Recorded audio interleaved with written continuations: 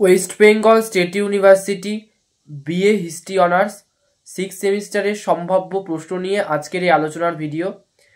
আজকে 6 সেমিস্টারে কোর 14 পেপারের সম্ভাব্য প্রশ্ন নিয়ে আলোচনা করা হবে। এর আগে কোর 13 অর্থাৎ স্বাধীনতার পরে ভারতবর্ষের ইতিহাস, সেই পেপারের সম্ভাব্য প্রশ্নগুলো নিয়ে আলোচনা করা হয়েছে এর আগের ভিডিওতে। আজকে paper 14 trend in world politics অর্থাৎ বিশ্ব রাজনীতির কিছু ঘটনা নিয়ে যে তোমাদের কোর 14 পেপারটা রয়েছে তার সম্ভাব্য প্রশ্ন আজকের ভিডিওতে আলোচনা করা হবে।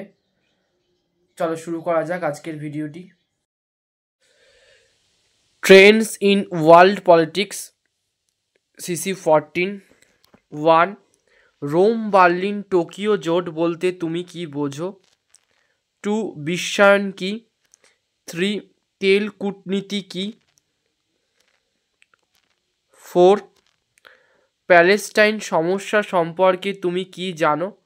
5. দ্বিতীয় বিশ্বযুদ্ধের সময় মহাজোট কী জন্যে হয়েছিল?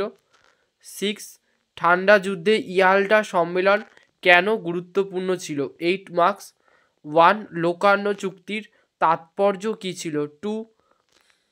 1939 খ্রিস্টাব্দের নাৎসি সোভিয়েত অনাক্রমণ চুক্তি স্বাক্ষরের কারণ কী ছিল? 3. বৃহৎ শক্তিবর্গের উদ্দেশ্যগত দ্বন্দ্ব কোরিয়া যুদ্ধের উদ্ভবে কতখানি দায়ী ছিল? 4. সুয়েজ সংকট কতখানি আরব জাতীয়তাবাদের ফলশ্রুতি ছিল? 5. 9/11 সন্ত্রাসবাদী আক্রমণ বিশ্ব রাজনীতিতে তাৎপর্যপূর্ণ ছিল কেন? 6. সমসাময়িক বিশ্ব রাজনীতিতে বিশ্বায়নের প্রভাব সম্পর্কে আলোচনা করো।